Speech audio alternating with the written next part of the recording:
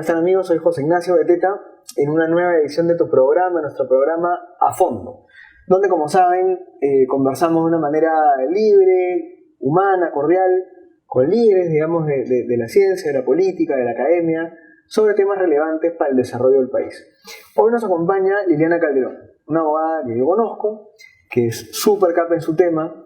Ella es socia senior del estudio Checopar, además del área de compliance, que es el tema que vamos a ver ahora en parte.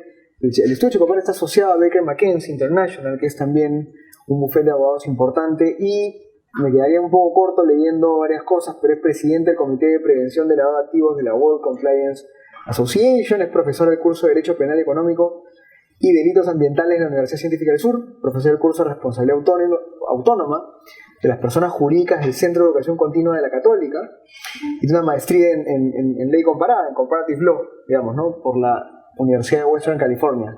Es una persona con todos los títulos, digamos, y los cargos adecuados. Liliana, gracias por estar acá. ¿Cómo estás? No, al contrario, muchas gracias por la invitación. Muy bien. Es un gusto tenerte aquí, y efectivamente vamos a tomar al toro por las astas, digamos, ¿no? Esta entrevista tiene dos partes. La primera parte tiene que ver mucho más con la coyuntura. Acaba de salir Keiko libre, ¿no? Y han habido artículos al respecto, mucha gente hablando, ¿no? Y creo que la sensación es esa, ¿no? Es la sensación de decir, bueno, ¿estará bien o estará mal que haya salido? Eso es lo primero. Pero por otro lado, bueno, ¿qué está detrás? ¿No? ¿Tú cómo ves el tema? Sí, yo creo que lo primero que deberíamos tener en claro es cuáles son los requisitos que la ley exige para que un juez penal imponga prisión preventiva, que son básicamente 3.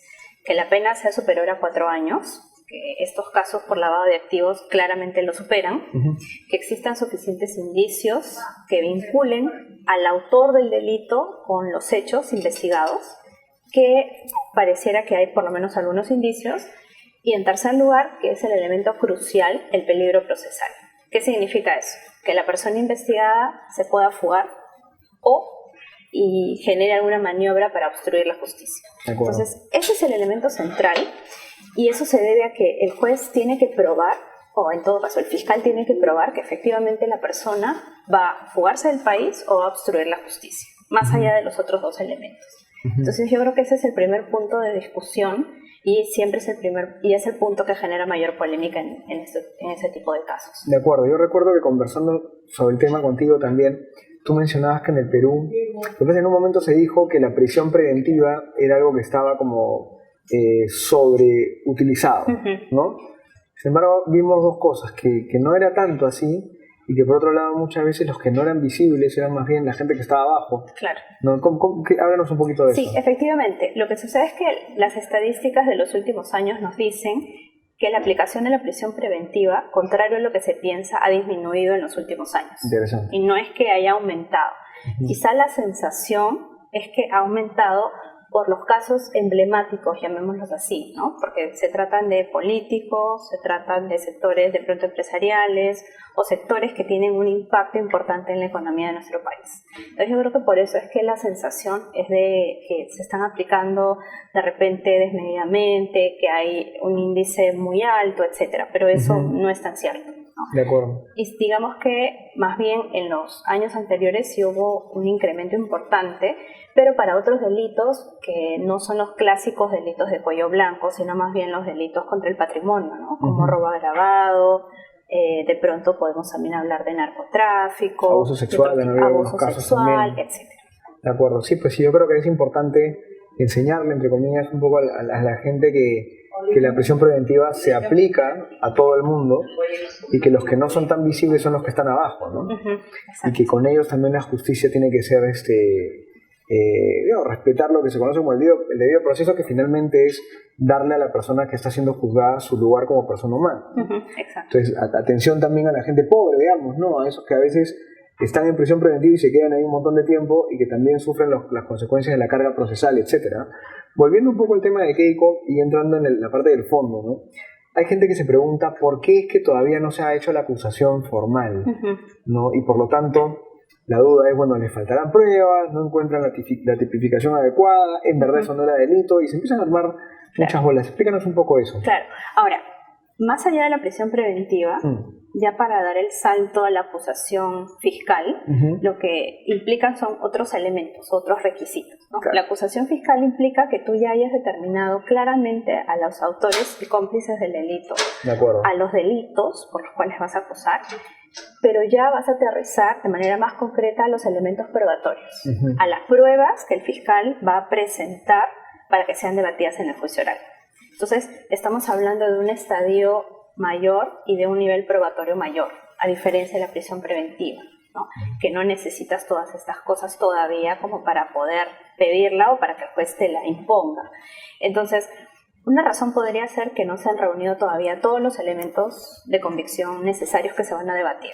No sé, de repente hay todavía testimoniales pendientes, ¿no? De repente hay algunos hechos que tienen que ser corroborados. Acordémonos que aquí hay colaboración eficaz, ¿no? Entonces, de pronto hay algunos indicios que tienen que ser corroborados con otros. Se está de repente esperando documentación del extranjero, no lo sé. Otra razón podría ser una razón más de índole práctico, que es la carga procesal, que sabemos que padece y adolece el Poder Judicial y el Ministerio Público, ¿no? Probablemente no haya suficiente espacio para atender ese caso y están priorizando otros que están en investigación preliminar o gestionando algunas colaboraciones eficaces. Claro, ¿cuál es el límite? Si imaginémonos que, porque eso no se puede extender al infinito, ¿no? Claro. Entonces imaginémonos, digamos, que pasa un año más, un año y medio más, y por lo que sea, por carga procesal o porque no hay los indicios suficientes, todavía no se hace la acusación a estos líderes políticos grandes, ¿no? Que son los que están ahí en la palestra, ¿no? Keiko, Villarán, acaba de entrar un poco Castañeda también por ahí, Humala, ¿no? ¿Cuál es el límite? Ahora, recordemos que hay 3 plazos, digamos, ¿no? Estos casos, por ser casos vinculados con organizaciones criminales, que así digamos que están enmarcados en la ley de crimen organizado, tienen un plazo mucho más amplio. Tienen hasta 36 meses de investigación preparatoria, lo cual quiere decir que el fiscal tiene hasta 3 años para decidir la acusación. Desde que empezó la fase de investigación preparatoria. Exacto. Que en el caso de Keiko, ¿cuánto tiempo tienes más o menos, si te acuerdas? No lo recuerdo exactamente, pero yo creería que ya estamos por los 2 años por la mitad, aproximadamente. 2 años, de ¿no? acuerdo. Entonces ya no es mucho el tiempo que queda. Por eso es que la prisión preventiva se solicitó por 36 meses, que es el plazo máximo que el fiscal puede pedir. Claro. Entonces vamos viendo un poco cómo juegan los plazos, ¿no? Y ahí, bueno, nuevamente viene otra discusión del plazo razonable.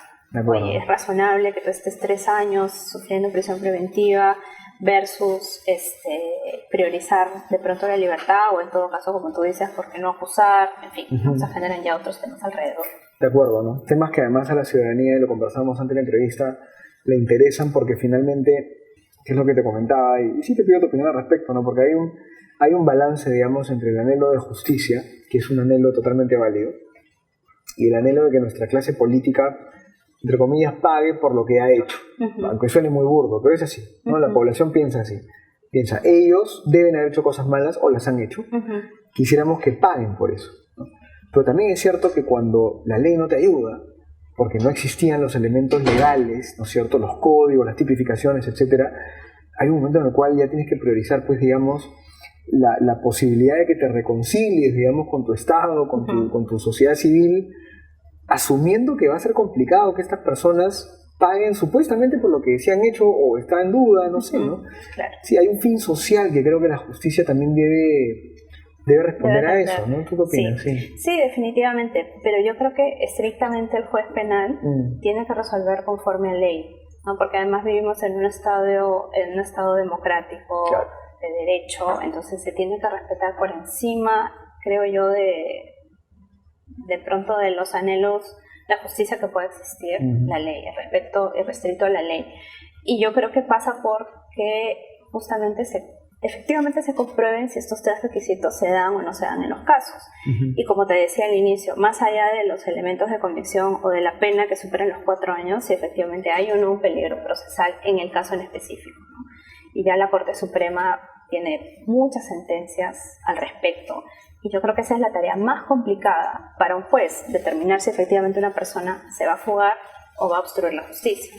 Porque, por ejemplo, tú podrías ser un ciudadano extranjero que tiene pasaporte, que tiene un nivel de vida económico muy alto, y eso para un juez podría significar peligro de que te vas a fugar del país.